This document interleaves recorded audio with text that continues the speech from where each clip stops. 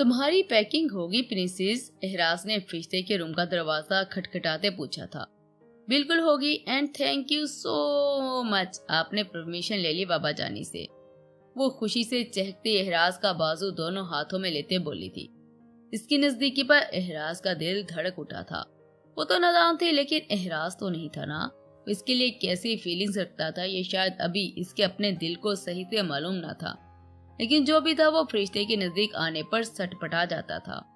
लेकिन किस्मत भी अजीब शय है, इन मोहब्बतों पर भी अपना हक समझकर खुद खेल खेल लेती है। तो ऐसा कैसे हो सकता है कि हम सब जाएं और तुम ना जाओ? ना महसूस अंदाज में इसके हाथों से अपने बाजू निकालते एहराज ने आंखों में अलग जज्बात लिए कहा था। मेरी सारी पैकिंग हो गई है, मुझे तो आज सारी रात नींद नहीं आने वाली। वो पुरजोश होकर बोली थी। एहराज करमानी मोहब्बत से इसका सुर्ख चहकता चेहरा देखा। ओके कल तैयार रहना है, हमें मॉर्निंग में ही निकलना है। इसके बालों को हाथ से बिगाड़ते बोला तो फरिश्ते ने पुरजोशो खरोश से सर हिलाया था। मुस्कुराता कमरे से बाहर चला गया था। वो मुस्कुराता बाहर निकला था कि सामने से आती आयत से टकरा गया। ओफ, अंधे हो गया? आयत ने अपना माथा मसलते दांत पीसे थे। तुम्हारी आंखें सेट नहीं है क्या जो टकरे मारती फिर रही हो? एहराज ने सख्त निगाहों से इसे देखते कहा था। मेरे से फजूल बात ना किया करो एहराज। आयत ने सुलगती निगाहों से इसे देखा था। और तुम मुझसे बात ही ना किया करो, इसका बाजू दबोचते गुस्से से कहा था। क्या प्रॉब्लम है एहराज, मेरा बाजू छोड़े। वो दर्द से सिसकते बोली, साथ इसके हाथ के शिकंजे से अपना बाजू निकालने की कोशिश करने लगी। दिल तो कर रहा है तुम्हें अभी इसी जमीन में जिंदा गाड़ दूं। दांतों को आपस में रगड़ते कहा। इसकी आंखों में सुबह वाला मंजर लहराया था जब वो यजदान के साथ हंसती थी। इसके हाथ में हाथ डाला था और इसके अंदर भांबर जल रहे थे। आयत ने लबों को भींच कर इसे देखा जो बिना वजह के लड़ने के मूड में था। मेरा बाजू छोड़ो एहराज, तुम्हें मुझे ऐसे हर्ट नहीं कर सकते। वो बहुत मुश्किल अपना गुस्सा काबू करते बोली थी। दर्द की शिद्दत से इसकी आंखों में नमी आ रही थी। एक झटके से एहराज ने इसका बाजू छोड़ा कि वो बुरी तरह लड़खड़ाई, लेकिन सच शुक्र के वो जमीन पर न गिरी। तुम में ऐसा है भी कुछ नहीं कि एहराज करमानी तुम्हें पकड़े या करीब करे। इस पर नफरत की निगाह डालता वो तनफ्फुर से रुख फेर कर अपने कमरे में चला गया था। पीछे आयत की आंखों से एहराज के दिए दर्द की वजह से आंसू निकलना शुरू हो चुके थे। जरा जो वो ख्याल कर लेती अपनी फुलादी गिरफ्त इसके बाजू पर डालने से पहले। तुम्हें तो अल्लाह पूछे। वो इसके चेहरे को तसव्वुर करती गुस्से से बोली और अपने कमरे में चले गई। फरिश्ते से जो बात करनी थी वो इसे अब बिल्कुल याद नहीं थी। एहराज की हरकत इसके असाब झुंझलाहट में मुब्तला कर चुकी थी। क्या बात है ब्रो, लुकिंग ग्रेट, यजदान ने सीटी बजाते कहा। आंखों में शरारत सी थी। एहराज ने संजीदा निगाहों से देखा और अपनी ब्लैक शर्ट के कप फोल्ड करने लगा। मैं रेडी हूँ यजदान। आयत इन दोनों के पास आते बोली। इस वक्त इसने पर्स में सर दिया हुआ था कि कुछ ढूंढ रही थी। Wow Ayat, you are looking gorgeous. Yazdan ने ग्लासेस को नीचे करते आहिस्ते से देखते कहा था। इसका इतना बोलना था कि एहराज फौरन आउट ऑफ कंट्रोल हुआ। एहराज ने तीखी सुलगती निगाहों से इन दोनों को देखा जो मुस्कुरा कर एक दूसरे को देख रहे थे।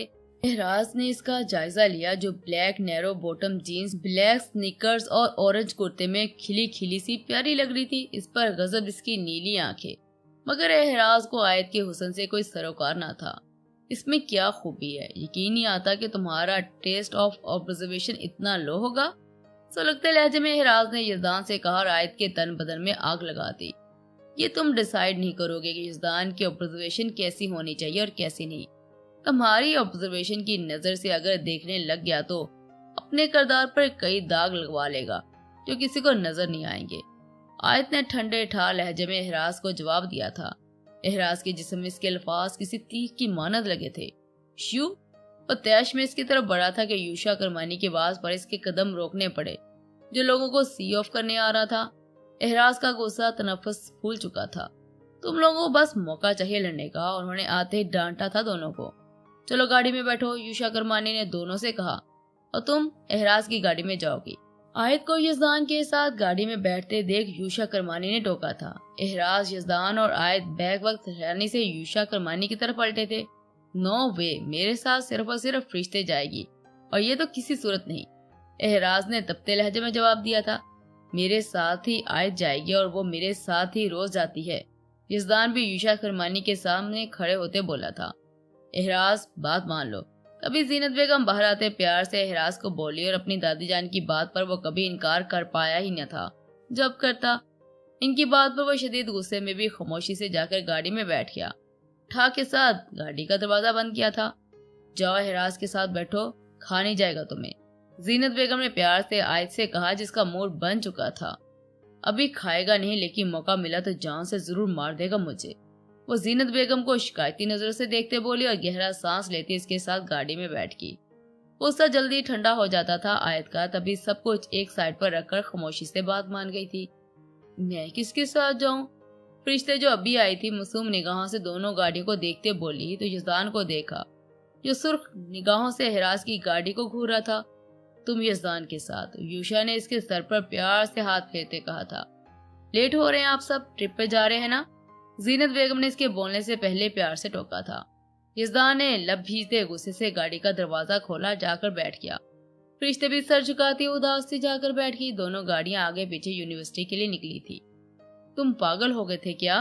गाड़ी जैसे यूनिवर्सिटी के पार्किंग एरिया में रुकी, कब से जब्त करते आयत फट पड़ी थी। वो सारे रास्ते बहुत तेज गाड़ी चलाकर आया था। सारे रास्ते से तैश देती नफरत अमेज निगाहों से घूरता और न जाने कौन से सते एहसासात की तस्कीन चाह रहा था। लेकिन शुक्र यह था कि दोनों ने बात नहीं की थी, वरना ऐन मुमकिन था कि एहराज और आयत के नाम तीसरी वर्ल्ड वार शुरू हो जाती, वो भी एहराज की फेवरेट BMW में। एहराज करमानी जलता अंगारा है और बेहतर यही है कि इसे छेड़ा न जाए। सिर्फ बीजान की वजह से चुप था और अभी हूँ, वरना तुम्हें बता देता कि तुम्हारी औकात क्या है। इसकी आंखों में अपनी सुर्ख आंखें डाले एहराज ने चबा चबा कर जवाब दिया था। अभी ना इसकी सुने तनफन करता अपने दोस्तों की तरफ बढ़ा था। मुझे समझ नहीं आती तुम्हारे साथ मसला क्या है, कड़वे करेले। आयत इसके अल्फाज से सुलग गई थी, लेकिन वो जानती थी कि एहराज की जुबान और अमल के आगे वो बेबस है। खामोशी से अपने दोस्ती की तरफ बढ़ी जो बस के पास खड़ी इसी की मुंतजर थी। बाबा ने आज क्यों आपके साथ भेजा? फरिश्ते ने अपने हाथों को मसलते अटक अटक कर पूछा था। यजदान से वो कम कलाम करती थी, अब अचानक इसके साथ जाना इसे बेहद ऑकवर्ड लग रहा था। पूछ लेना था अपनी मामा जानी से, यजदान ने संजीदगी से जवाब दिया।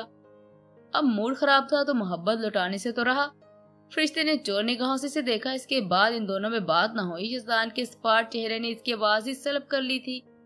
15 मिनट्स में वो यूनिवर्सिटी गाड़ी पार्किंग में झटके से रुकी थी। फरिश्ते का सर बमुश्किल डैशबोर्ड से टकराते बचा था। हैरी ने कभी इससे गाड़ी नहीं रोकी थी। आदत से मजबूर वो शिकवा करना निगाहों से यजदान को देखकर बोली थी। वह एहराज से शिकवा शिकायतें लाड उठवाने की आदी थी। मैं एहराज नहीं हूँ, यजदान हूँ, याद रखो। इसकी तरफ गर्म निगाहों से देखते कहा, गाड़ी से बाहर निकल गया। I am so sorry. नाराज तो ना होना। पता नहीं क्यों वो इसको नाराज समझकर फौरन इसके पास आते बोली थी। यजदान ने इसे देखा जो मासूम निगाहों से इसे देख रही थी।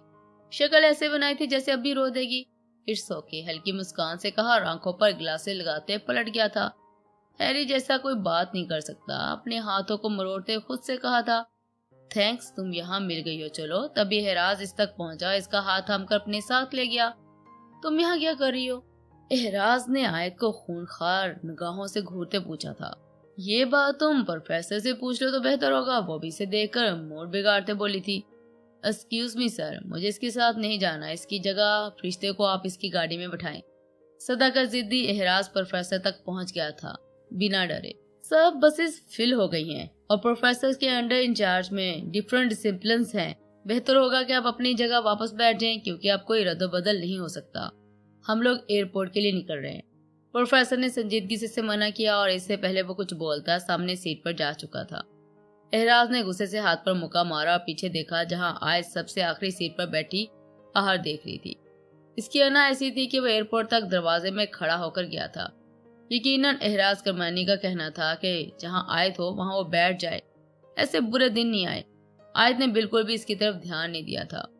मुझे हैरी के साथ ट्रैवल करना था, फरिश्ते ने उदासी से कहा।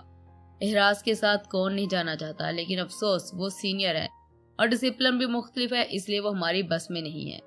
महम जो फरिश्ते की क्लासमेट थी इसके कंधे पर हाथ रखते बोली, फरिश्ते बाय द वे आज ज्यादा क्यूट लग रही हो। सलीम जो इसके बैच का था आंख विंक करते बोला। इसकी दोस्त भी मकरूहा हंसी हंस रहे थे। अब वो लोग कॉलेज तो थे नहीं जो किसी कायदे कानून का ख्याल रखते। फरिश्ते खुद में सिमट सी गई थी क्योंकि वो बाहर वाली सीट पर बैठी थी। اس کے عین دائیں جانب سلیم اور اس کے آگے پیچھے اس کی دوست تھے۔ وہ گھبرا گئی تھی۔ احراز ہوتا تو یقیناً ان سب کا منہ توڑ دیتا۔ تبھی سلیم نے مکاری اور ہوشیاری کے ساتھ فرشتے کے ہاتھ کو چھونا چاہا جو کسی کی مضبوط گرفت نے اپنی کلائی پائی تھی۔ زیادہ ہنسی آ رہی ہے تو میں دانت نکال دوں تمہارے، اس کی کلائی پر اپنی آہنی گرفت کرتے یزدان سیخ پاہ بولا تھا۔ سلیم سٹپٹ آ گیا تھا۔ اس کے دوست بالکل اس سے بیگانہ ہوئے دوسری طرف رخ کر گئے تھے۔ فرشتے نے سکھ کا سانس لیا تھا اس کی موجودگی پر۔ سوری بھائی، وہ فوراً سے معافی مانگ گیا تھا کیونکہ اپنی پٹائی سے صاف دکھ رہی تھی۔ یہ آنکھیں، یہ زبان، یہ ہاتھ سنبھال کر رکھو ورنہ اتنے ٹکڑے کروں گا کہ گنتی بھول جاؤ گے۔ اس کی کلائی کو جھٹکا دیا کہ وہ کرہا کر رہ گیا۔ یزدان نے مہم کو دیکھا تو فوراً اس سے اشارہ سمجھتی جگہ چھوڑ کر باہر آ گئی۔ موو نیکسٹ، یزدان نے فرشتے سے کہا تو اس کی آواز پر خاموشی سے کھڑکی کی سائڈ پر ہو گئی۔ یزدان اس کے ساتھ بیٹھ گیا تھا۔ یزدان نے گردن موڑ کے اسے دیکھا جو سر جھکائے نروس اپنے ہاتھوں کو مروڑ رہی تھی۔ یزدان یہ تو جانتا تھا کہ فرشتے جب گھبرا جاتی ہے یا پریشان ہوتی ہے تو ایسی ہاتھوں کو مروڑتی ہے۔ ایسی صورت میں سے کسی کا سہارا چاہیے ہوتا ہے جو اس کی پریشانی دور کر سکے۔ یزدان نے خاموشی سے اس کا بایاں ہاتھ اپنے ہاتھ میں لے لیا تھا۔ فرشتے نے چونک کر اسے دیکھا تھا لیکن اس کے ہاتھ کی گرمائش نے ڈھیروں سکون اس کے اندر اتارا تھا۔ وہ آنکھیں بند کرتی اس کے ہاتھ کی گرفت سخت کر گئی تھی اور سر کھڑکی سے ٹکا دیا تھا۔ یزدان نے ہلکی مسکراہٹ کے ساتھ اسے دیکھا تھا۔ وہ کسی گڑیا سے کم نہ تھی۔ سرخ و سفید رنگت اور سبز آنکھیں اور لمبی مڑی ہوئی پلکیں۔ وہ دھان پان سی لڑکی پہلی بار یزدان کی نظروں کا مرکز بنی تھی۔ ایئرپورٹ پہنچنے تک چاروں کے درمیان بات نہ ہوئی تھی۔ نہ ہی یزدان احراز کا سامنا ہوا تھا، نہ ہی آیت کا اور احراز سے جھگڑا ہوا تھا۔ فرشتے تو ویسے ہی معصوم تھی، یزدان سے کم کلوز ہونے کی وجہ سے بات چیت نہ تھی۔ ایئرپورٹ سے لے کر ترکی تک کی سیٹیں چینج تھی، اس لیے کسی کا سامنا نہ ہوا۔ سب سکون سے ترکی پہنچ گئے تھے۔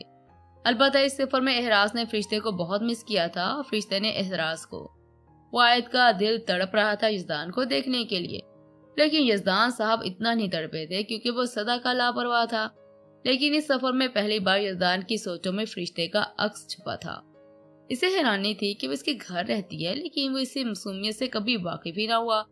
اسے اب سمجھ آئی کہ احراز کیوں اس کی اتنی کیئر کرتا ہے۔ وہ تھی ہی اتنی پیاری، کوئی بھی اس سے دور نہ رہ پاتا۔ سب اسٹوڈنٹ کے ہوٹل میں جو رومز بک کروائے تھے وہاں کی کیز دے دی گئی تھی۔ لڑکوں اور لڑکیوں کے رومز آمنے سامنے تھے۔ کمرے میں 5-5 کا انتظام تھا۔ احراز اور یزدان کے رومز الگ الگ تھے کیونکہ وہ اپنے دوستوں کے ساتھ تھے۔ وہیں فرشتے اور آیت کو ایک ہی روم ملا تھا۔ آیت نے خود کہہ کر فرشتے کو اپنے ساتھ رکھا تھا کیونکہ وہ فرشتے کی معصوم اور حساس طبیعت سے واقف تھی۔ شام ہو چکی تھی، موسم ابرلو تھا، سب کو بھی رومز میں رہنے کا کہا گیا تھا۔ میں باہر سے 2 منٹ میں ہو کر آئی، موسم بہت خوبصورت ہے، شاید بارش ہو، آیت ایکسائٹڈ سے ہوتے ہوئے بولی تھی۔ آیت سر نے منع کیا ہے، فرشتے نے فوراً سے روکا تھا اسے۔ میں بس ابھی آئی یار، 2 منٹ میں۔ آیت نے اس کی گال کھینچی اور تیزی سے باہر نکل گئی۔ فرشتے نے فکر مندی سے جاتے دیکھا تھا۔ وہ ہوٹل انٹرس پر آئی تو باہر کا منظر بہت ہی حسین تھا۔ ہوا تیز چل رہی تھی جو بارش ہونے کی خبر دے رہی تھی۔ اندھیرا ہو رہا تھا، موسم خرابی کی وجہ سے زیادہ لوگ نہ تھے۔ سنسان سا ایریا تھا اور صرف ریسیپشن پہ ایک لیڈی بیٹھی تھی، باقی اس حصے میں کوئی بھی روم موجود نہ تھا۔ وہ مسکراتی اپنے گرد شال لیتی بڑی حسرت سے باہر آئی۔ ترکی آنے کا پہلی بار موقع ملا تھا، آتے اس کی من پسند بارش بھی مہربان ہوئی تھی۔ ہاتھوں کو ارد گرد لپیٹتے چہرہ اوپر کو اٹھائے بند آنکھوں سے اس ہوا کو محسوس کرنے لگی۔ تقریباً 5 منٹ وہ ایسی کھڑی رہی، اسے بھول ہی گیا تھا کہ پیچھے فرشتے کو بس 2 منٹ کی بات کر کر آئی ہے، کسی کو معلوم نہیں ہے۔ ہے بیوٹی، تبھی سے اپنے عقب سے آواز آئی تھی۔ وہ مڑی تو سامنے 2-3 لڑکے کھڑے دکھائی دیے جو شاید یہاں کے باشندے تھے۔ ان کا حلیہ رنگت اسی بات کا پتہ دے رہے تھے۔ آیت نے یہاں سے جانے میں ہی عافیت سمجھی تھی۔ وہ اندر کی طرف جانے لگی تو انہوں نے اس کا راستہ روک لیا تھا۔ وہ اپنی زبان میں سے کچھ کہہ رہے تھے لیکن اس کا انداز اور آنکھیں بتا رہی تھی کہ یقیناً وہ اس کے متعلق کچھ غلط بول رہے تھے۔ وہ گھبرا چکی تھی، اسے سمجھ نہیں آ رہا تھا وہ اب کیا کرے۔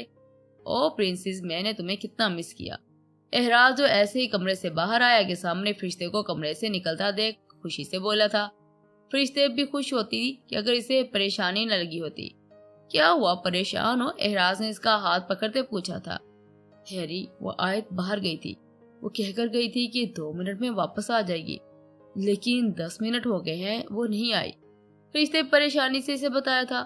آیت کی لاپرواہی پر احراز کا میٹر گھوما تھا۔ یہ کوئی ان کا لاہور ہے جہاں وہ آرام سے جا سکتی تھی، ये बिल्कुल नया अनजान मुल्क तुर्की था।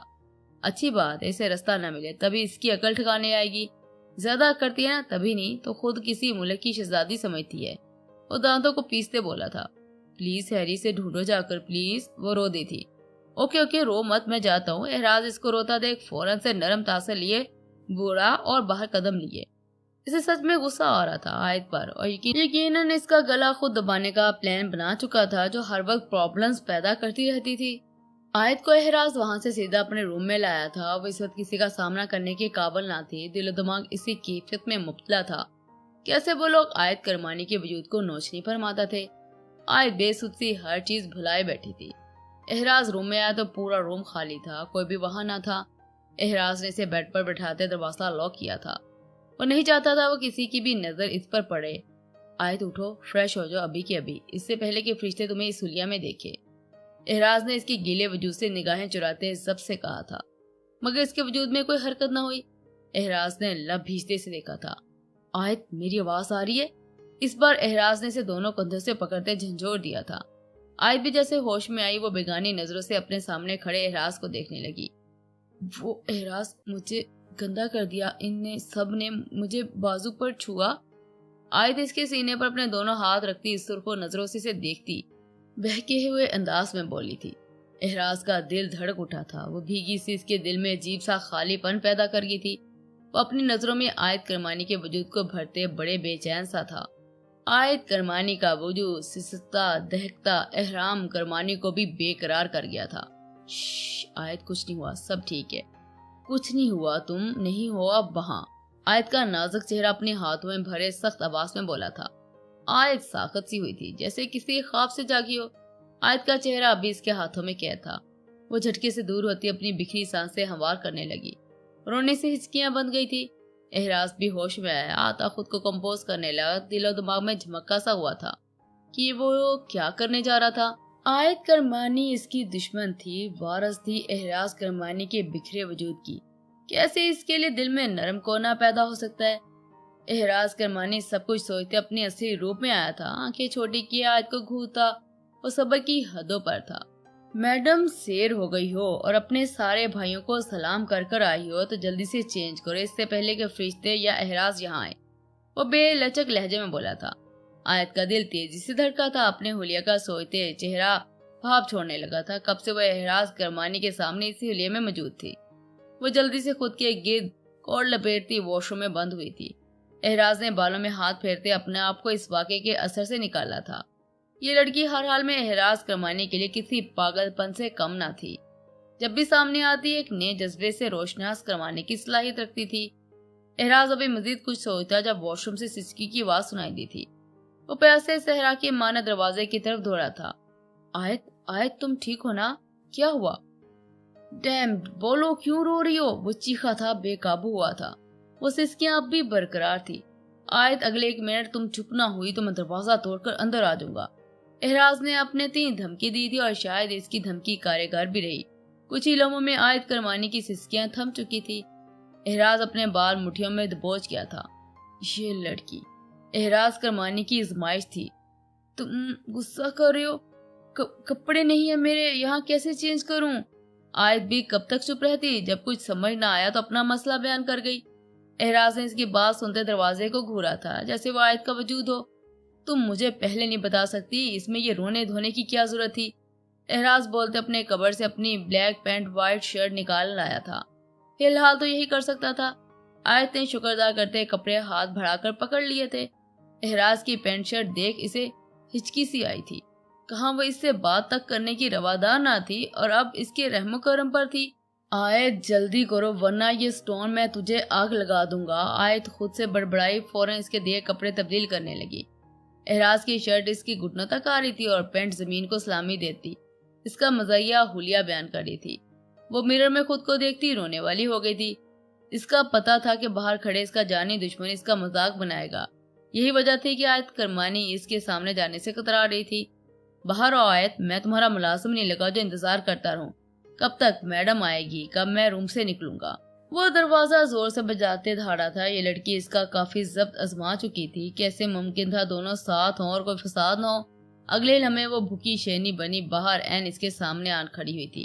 مسٹر احراز، میں نے آپ جیسے سرپھرے ملازم رکھنے بھی نہیں ہیں، دعا کریں میری شادی اچھے گھر میں ہو، پھر میں بتاؤں گی کیسے جھاڑتے ہیں روب۔ وہ ہاتھ نچا نچا کر احراز کو نہ جانے کیا باور کروا رہی تھی۔ وہ تو خود کو ملازم سنتے طاقت تھا۔ عائد کرمانی کو شاید احراز کرمانی کے ہاتھوں مرنا تھا۔ کبھی تو سوہے شیر کو جگا رہی تھی۔ غصے سے احراز کی کشادہ بازو کی نسیں پھولنے لگی تھی۔ آنکھوں سے برستے انگارے بھسم کر دینے کے در پر تھے۔ عائد اس کے تاثرات دیکھتی 2 قدم پیچھے ہوئی تھی۔ یہ سب کیا ہو گیا؟ سوئے ہوئے مونسٹر کو جگا بیٹھی ہوں، اب تو موت پکی ہے۔ وہ وہاں سے بھاگنے کو پر